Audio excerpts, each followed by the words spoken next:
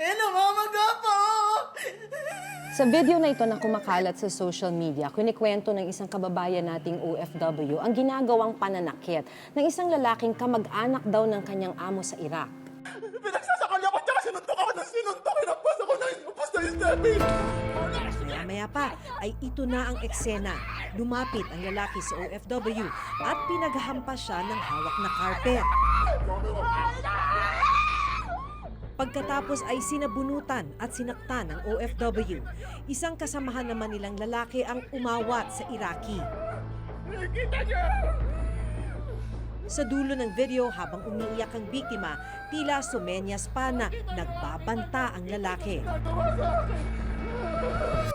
Nakita niyo na po anong binagbog. Nakabalik na ng Pilipinas ang OFW sa video. Tumanggi siyang magpaunlak ng panayam.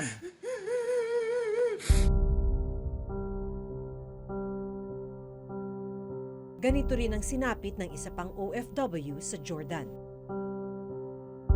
Pinapukpok niya ng hangin na baka yung ulo ko. Hanggang sa hindi po siya tumitigil ang kapupok hanggang tumatalsik na dugo.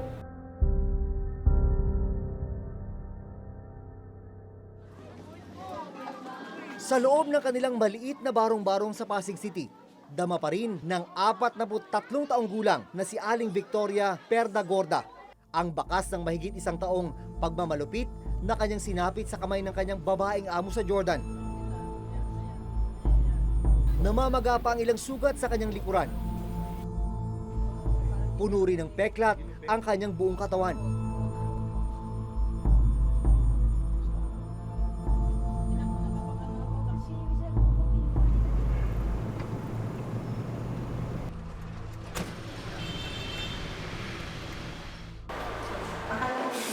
Wala akong makapit. Tapos lang po. Tapos iyak lang po. Tapos ang iyak. Tapos sabay po. Nitong Biyernes, sinamahan namin si Aling Victoria papunta sa isang pampublikong ospital. Dahil doon sa repeated trauma, yung inflammation, tsaka yung fibrosis doon sa parehas ng panga or temporomandibular joint. Kaya hindi niya maibuka yung bibig. Ibig sabihin, sa paulit-ulit na nabubugbog yung laman. Yung sa tenga niya na cauliflower ear na tinatawag, na makikita natin sa mga boksingero, most probably dahil din dun sa alleged abuse.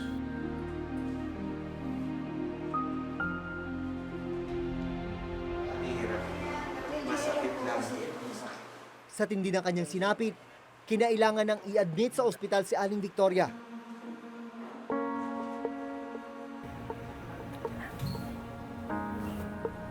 Ay, ma'am. June Veneracion po. Kumusta po kayo? Sa kwartong ito sa loob ng Rizal Medical Center namin naabutan si Aling Victoria. Ilan? Nanlumo ako sa aking nakita. Hindi na siya halos makarinig dahil sa tindi ng bugbog na ginawa sa kanya. Balot din ng sugat at peklat ang kanyang katawan. Kwento niya mula sa malalakas na sampal, kurot, tadyak at hampas. Naging mas malala at mas matindi ang pananakit na ginawa sa kanya kahit sa maliit na pagkakamali lamang. Binuhusan po niya ito ng mainit na tubig. Tapos ito po, kinukurot niya po yan araw-araw. Yang, tenga mo. Opo, kinukurot niya araw-araw hanggang sa lumambot na yung ano niyan. Yung dito po may nakalawit po na medyo laman, hinila niya po yan. Tapos pinapukpok niya ng hangin na baka yung ulo ko. Hanggang sa hindi po siya tumitigil ang kapupok hanggang tumatalsik na dugo. Pinalo rin daw siya ng bakal at kordon sa muka, ulo at iba pang bahagi ng kanyang katawan. Una po yun, hangin lang po na baka lang hinahampas sa akin pag medyo magkakamali ako. Tapos may trabaho po ako hindi natatapos, hindi po ako pinapakain. Isa na po yun. Tapos minsan napapasagot ako, yan, kukunin po niya yung bakal na kutsara, tinidor. Magkasama po yan na tinali niya, hihampas po niya dito po. Yan, ganyan daw ang parusa niya sa mga naging katulong niya.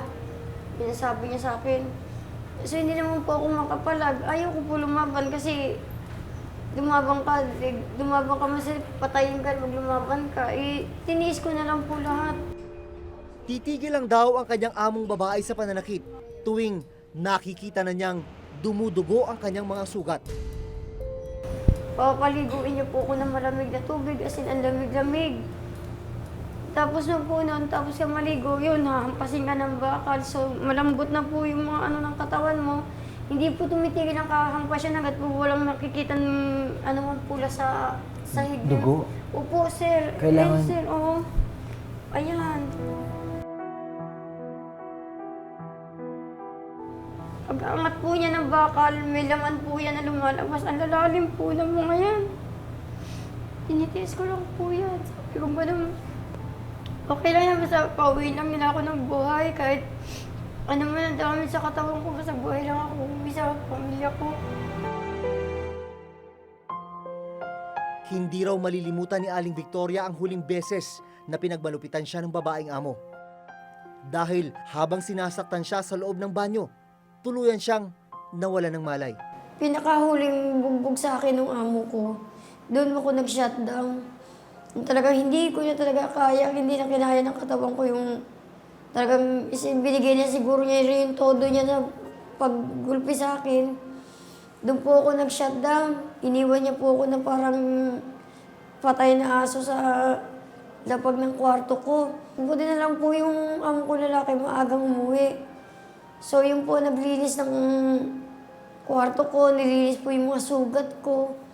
Nagising na lang po ako, mga hapdi na yung mga sugat ko kasi kinukuskus niya ng bulak.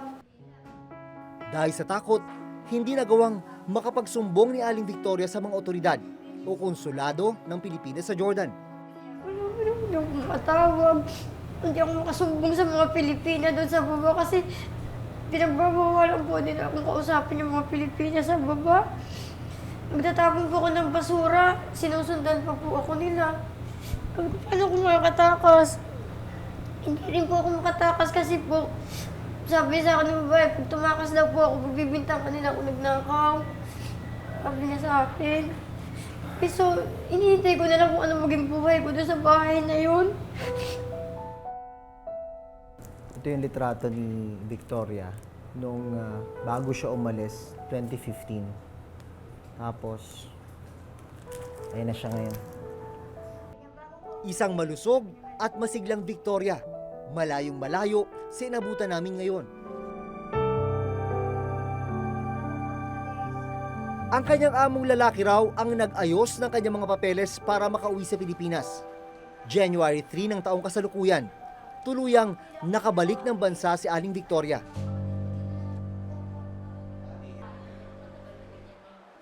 Kasalukuyang sinusuri si Aling Victoria sa ospital. Sasailalim siya sa operasyon sa mga susunod na araw dahil sa matinding bugbog na inabot. Doktor, ano yung mga procedure na dapat pang gawin sa pasyente? Ang kailangan pa sana namin ay mapa-CT scan ng kanyang ulo at kanyang utak.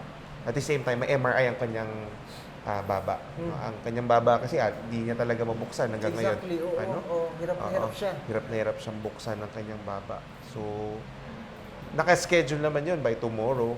Siguro mayroon na tayong mga resulta. Initial na resulta bukas. Yung CT scan, anong gusto niyong ma-rule out doon o ano yung gusto niyong makita? Ang gusto sana natin, unang-una sa lahat, kung meron ba ring bali sa kanyang bungo. Pangalawa, pwede siguro merong namumong dugo na matagal nang nangyari. Sa kanyang pagbalik sa Pilipinas, hiling niya ay matulungan siya ng gobyerno at mabigyang hustisya ang nangyari sa kanya.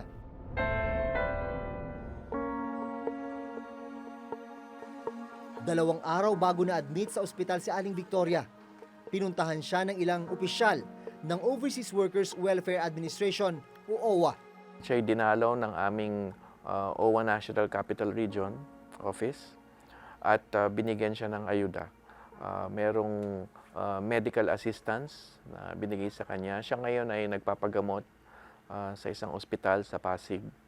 And aside from that, ay siyempre mamanmanan namin yung kanyang medical process, medical treatment.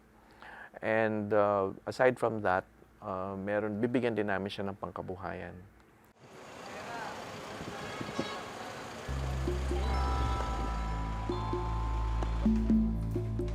Kasama ang opisyal ng OWA, sinamahan ng reporter's notebook si Aling Victoria na magpasa ng requirement sa opisina ng National Bureau of Investigation o NBI.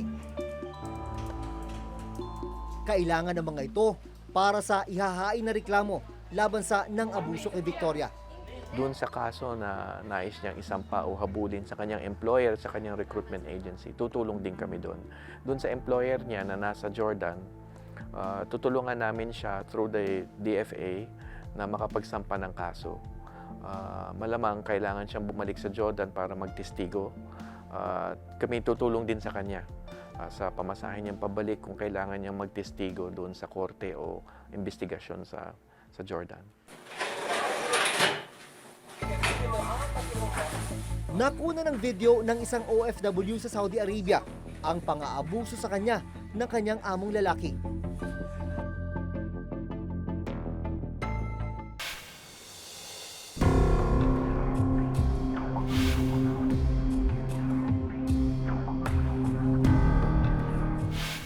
Sa video na kumalat sa social media, makikita ang OFW mula sa Riyadh na itatago namin sa pangalang Richelle na inaabuso ng kanyang amo.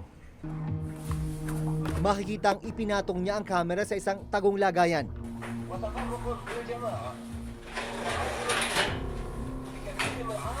Maya-maya pa, pumasok sa eksena ang kanyang among lalaki. Biglang hinablot ng lalaki si Richelle. Pilit na niyayakap at hinahalikan ng biktima. Pero nagpupumigla si Richelle. Nagawa niyang pigilan ng amo. Kumuha si Richelle ng kutsilyo para depensahan ang sarili. Pero hindi natakot ang among lalaki at sinubukan pa ring abusuhin si Richelle. Sabi ko kung ito na i-video ko, may proof na ako sa madam ko na para makauwi na ako. Kasi nagpapaalam na po lagi ako sa madam ko na uwi na ako, madam. No, hindi ka uuwi kasi may kontrata ka. Lagi siyang ganon. Then sabi ko, ito, patunay ko na ganito yung kapatid niya. Ilang araw matapos siyang maipost ng video, tumawag sa kanya ang ahensyang nagpadala sa kanya sa Saudi at nangakong siya'y tutulungan. Sa isa pang video ni Richelle noong December 6, 2017, makikita ang pagmamakaawa niya na sana ay dumating na ang rescue na kanyang hinihintay.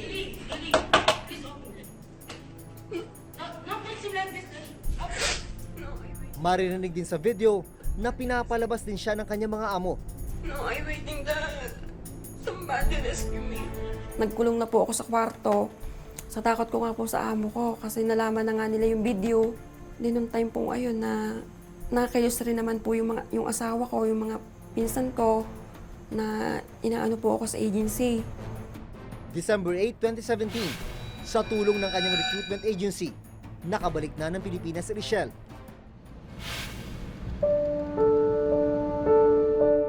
May 2016, nang magpasya si Richelle na makipagsapalaran sa ibang bansa dahil na rin sa hirap ng buhay dito sa Pilipinas. Bakit ka nag-decide umalis ng bansa? Para po sa kinabukasan ng aking anak, para po sa pamilya. Kasi dito po wala naman trabaho na permanente ako. Sa abroad po, medyo malaki-laki yung sahod. Alam naman daw ni Richelle ang panganib sa pagtatrabaho sa ibang bansa. Yung isang paa mo, maaaring isang hakbang sa tagumpay. At yung isang paa mo naman po, pwedeng isang hakbang sa hukay.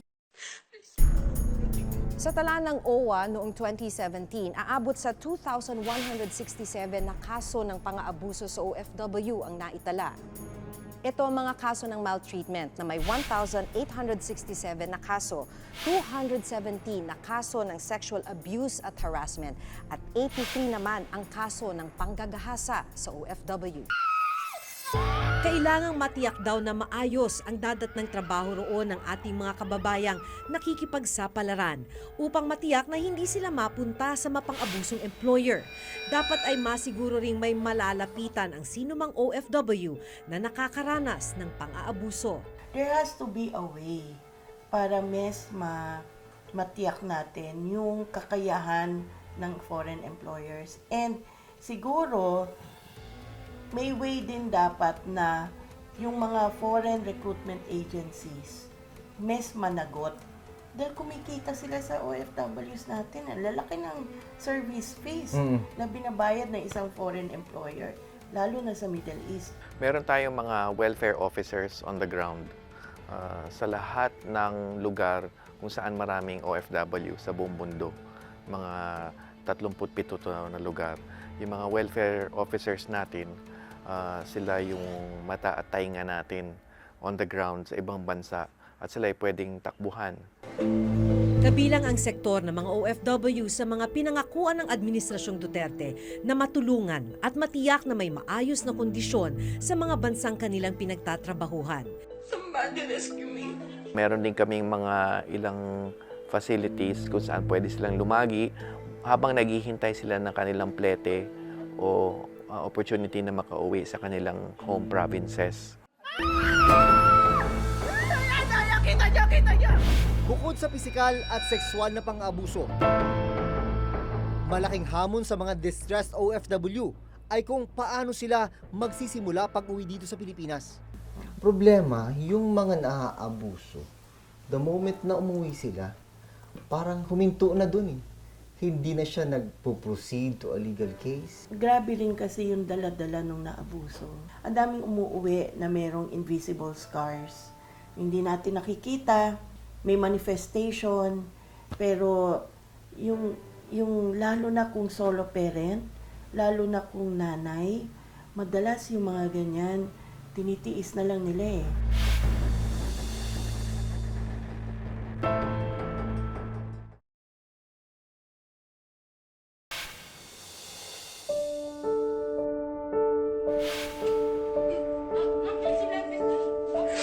No, I'm waiting, Dad.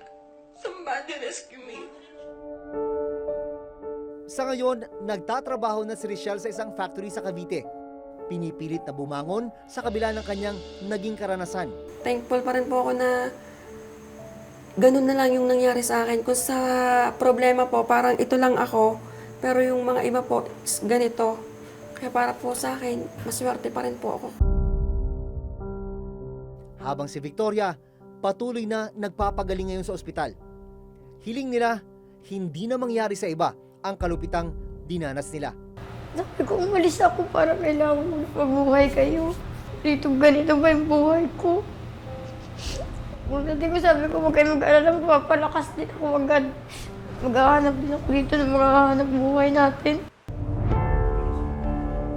Hindi mapapantayan ang sakripisyo ng mga OFW sa ibang bansa. Iisa ang kanilang determinasyon sa kabila ng mga paghihirap, ang maiahon sa hirap ang kanilang mga pamilya. Malasakit at paghihigpit ang dapat gawin ng pamahalaan upang masigurado na ang ating mga itinuturing na bagong bayani hindi malagay sa peligro at kapahamakan. Hanggang sa susunod na Huwebes, ako si Jun Veneracion. Ako si Maki Pulido at ito ang nakatala sa aming Reporter's Notebook.